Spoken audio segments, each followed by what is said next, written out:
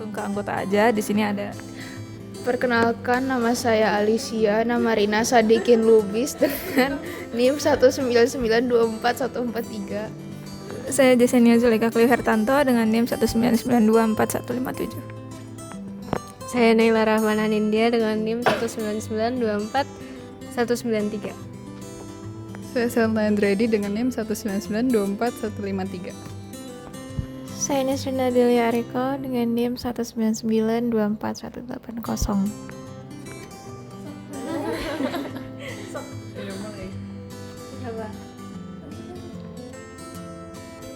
Kayak mana? Ini beneran begini.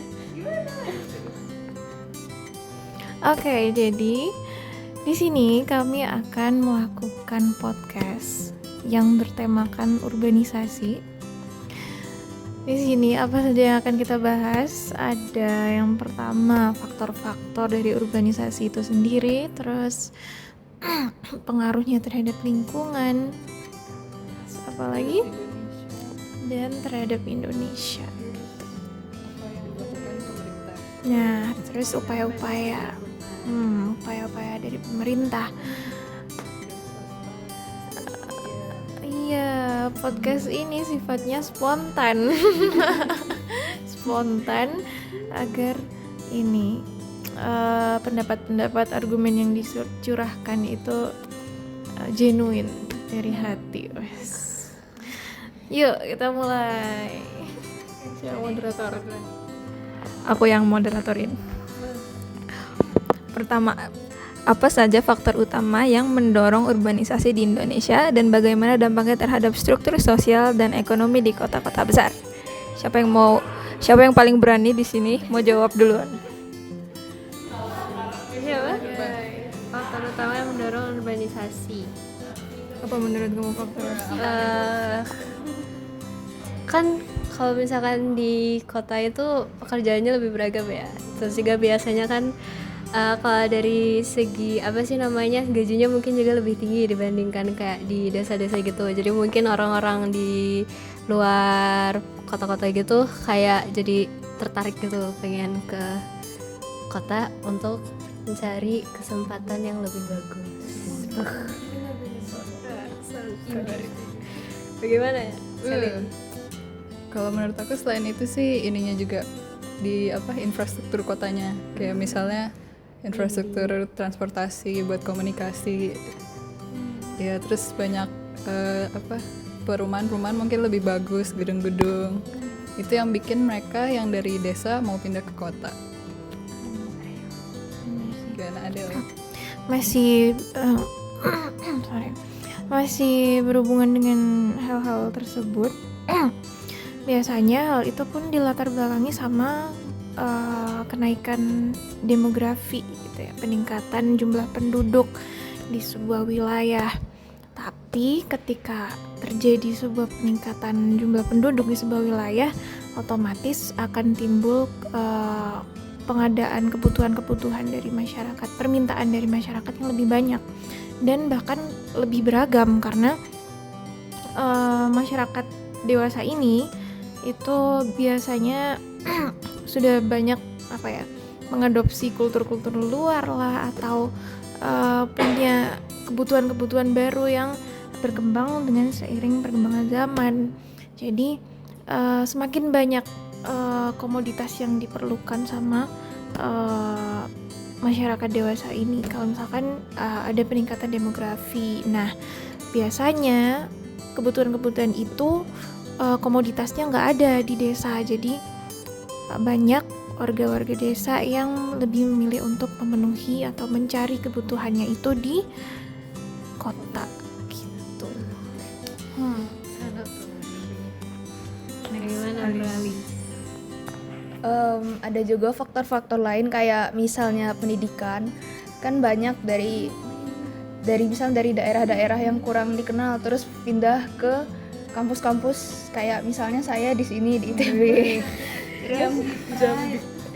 Terus juga mungkin bisa karena ada yang menikah terus ngikut lagi sama pasangannya gitu, jadi pindah. Sorry. Oke, berarti kesimpulannya di kota ini lebih memfasilitasi kehidupan ya daripada di desa. dari segi kesempatan, Dari segi kesempatan, dari segi infrastruktur, pendidikan, ekonomi, kesehatan juga kan. kesehatan juga. Kenapa tuh kesehatan? Kan kalau misalkan di desa-desa gitu mungkin kayak fasilitas kesehatannya belum terlalu maju gitu kan, kayak kalaupun ada harus dirujuk ke rumah sakit besar pasti kan kayak jauh juga. Ya harus ke kota lagi. Gimana kalau misalkan ternyata kayak penyakitnya kayak yang butuh penanganan Susah.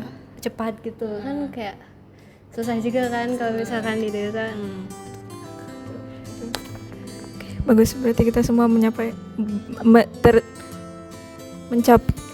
satu kesepakatan. Selanjutnya, alhamdulillah. Apa dampak urbanisasi terhadap lingkungan di Indonesia?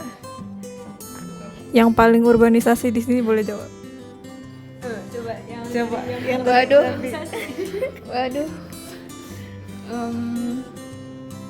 Mungkin kalau yang positifnya itu jadi orang-orang yang dulunya misalnya fasilitasnya kurang gitu, terus pindah ke yang lebih bagus jadi dapat fasilitas yang lebih bagus.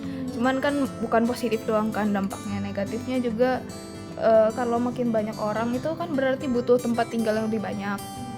Jadi ya lahan terpakai juga tambah banyak. Berarti ke lingkungan ya. Gimana? Ada yang pendapat tentang lingkungan? Siapa yang paling lingkungan? Paling lingkungan. Ada ya? Ini kan tanggal apa? Paling lingkungan. Si paling lingkungan. Ya kalau menurut aku sih kan kalau berdasarkan apa ya, data kayak proyeksi 2050 itu juga disampaikan kalau misalkan bakal ada 70% manusia yang nantinya dari keseluruhan populasi yang nantinya akan tinggal di kota gitu.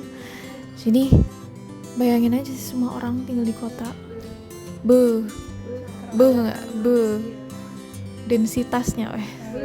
Densitasnya tinggi banget. Nah, otomatis ketika banyak orang di suatu wilayah diperlukan sarana prasarana, terus mobilisasi juga banyak banget kan, berarti apalagi kalau macet. Apalagi kalau orang kesana tuh tujuannya untuk nyari kerja, berarti mereka akan pergi kerja setiap hari dong. Akhirnya mereka butuh kendaraan pribadi misalkan gitu. Nah itu bisa berdampak ke polusi, benar, polusi. Nah ya itu aja sih, tambahin dong. Ya mungkin selain dampak negatif, kalau misalnya urbanisasi itu bisa kasih dampak positif juga. Misalnya semakin banyak masyarakat ini, semakin banyak juga tenaga kerja, terus tingkat bisnis tuh semakin tinggi, jadi banyak yang berbisnis juga, banyak yang kerja, jadi perekonomian di tempat itu tuh bisa juga meningkat. Ya gitu sih. Terus ini enggak sih apa? Marching band ada pendapat? Apa tadi? Dampak urbanisasi ya. Jadi udah disebutin apa paling jauh Dari sisi marching band. apa yang dari sisi marching band? Budaya. Oh iya, kalau dari segi budaya, kalau dampak dari urbanisasi mungkin jadinya kayak apa ya? Budaya tuh jadi makin bercampur aduk gitu. Kayak gimana sih? Ya kan? Dari budaya dari luar mau dari budaya sesama budaya Indonesia atau kayak dari budaya luar kan juga jadi ikut-ikutan masuk gitu. Jadi kayak akulturasi Meningkatkan ya, tapi itu juga ada positifnya. Meningkatkan toleransi. Mau lanjut atau masih ada pendapat Jami? Udah. Cukup? Oke. Ibu guru belum ngasih pendapat. Oh iya. Ke yang buruk aja ya. Dampak buruk ya. Sebenarnya enggak sih. Maksudnya nambahin Adel tadi. Kalau apa? Penambahan polusi gitu-gitu ya. Kayak pemadatan penduduk. Itu juga karena kebanyakan orang yang ke kota tuh nggak tinggal di situ kan. Jadi mereka tuh pulang pergi ke kota gitu loh. Jadi kayak sekedar apa sih namanya? Motorin balik gitu lah. Ngerti gak sih? Tapi bukan motorin juga karena mereka kerja di situ. Maksudnya kayak gimana ya? Bukan ngotorin, gimana sih? kayak kan kesana cuma buat enggak kesana cuma kan kesana kerja tapi rumah mereka nggak di situ. Heeh. Heeh. Jadi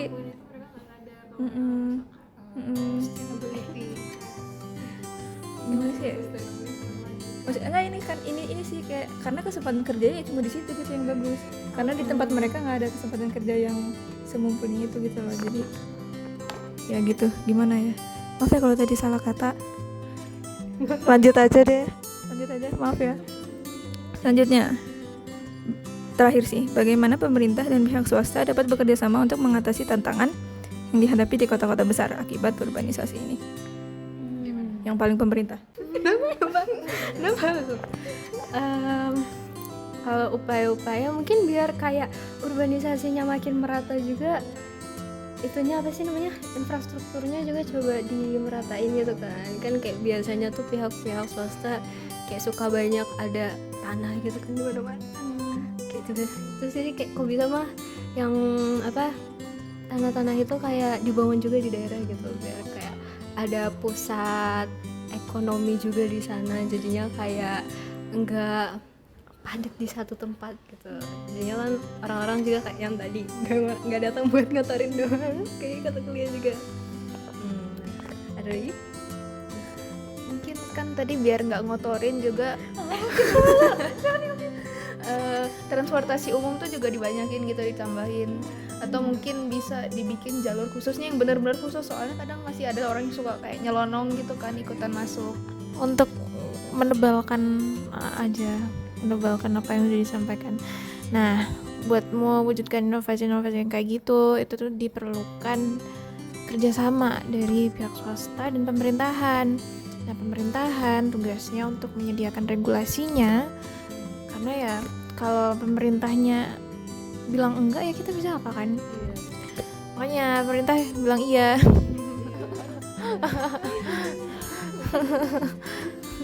Nah, baru bilang iya untuk hal-hal yang memang mendukung inovasi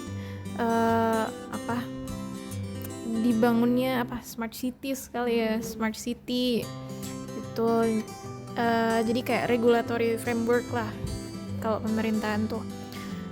Untuk swastanya ya sebagai lembaga yang bergerak di bidang inovasi gitu ya.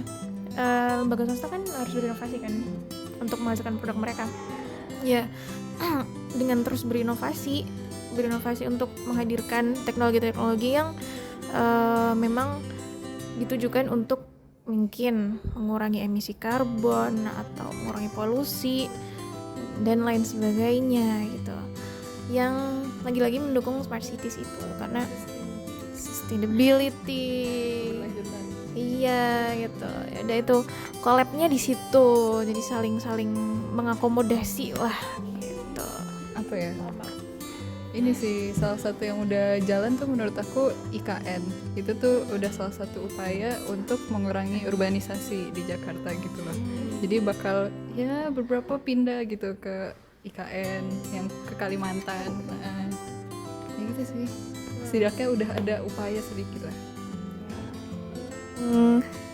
Oh, aku nambahin ini. Kalau tadi ada nge-mention smart city, mungkin aku mention satellite city. Jadi dia tuh kota-kota kayak contoh di Jatinangor kayaknya ya. Mungkin ini maksudnya kayak Jatinangor. Jadi kota-kota di pinggiran kota inti yang bisa maksudnya yang emang sengaja dibangun untuk mendukung mendukung keberlangsungan pekerjaan di kota intinya itu. Saya rasa itu konsep yang bagus karena jadi pemerataannya itu lebih tersebar luas dan nggak terpusat di yang inti doang gitu.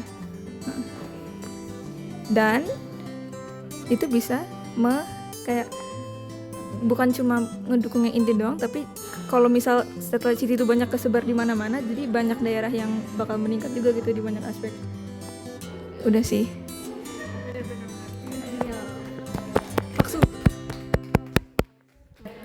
Mungkin itu saja podcast impromptu kali ini. 1, 2, 3. Terima kasih. 1, 2, 3. Terima kasih.